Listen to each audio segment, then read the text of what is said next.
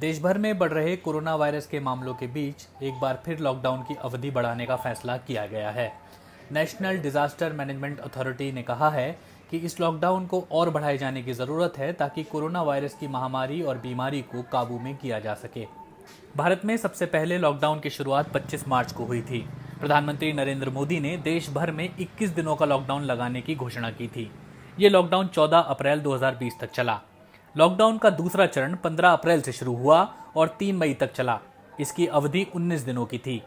तीसरा लॉकडाउन 4 मई से शुरू हुआ और 17 मई तक चला, जो 14 दिन के लिए था।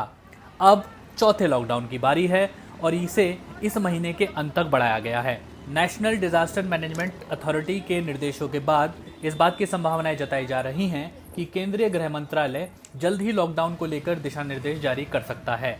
इससे पहले नरेंद्र मोदी ने संकेत दे दिए थे कि 18 मई से लॉकडाउन की चौथी अवधि शुरू होगी और इसका रंग रूप कुछ अलग होगा।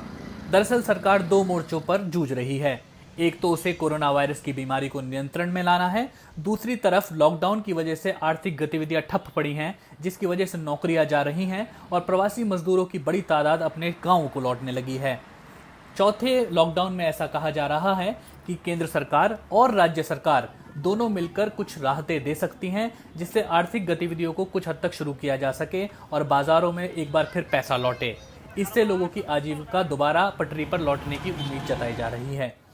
नेशनल डिजास्टर मैनेजमेंट अथॉरिटी का बयान आने से पहले ही पंजाब, तमिलनाडु जैसे राज्यों ने अपने यहाँ लॉकडाउन की अवधि 31 मई तक बढ़ाने का ऐलान कर दिया था।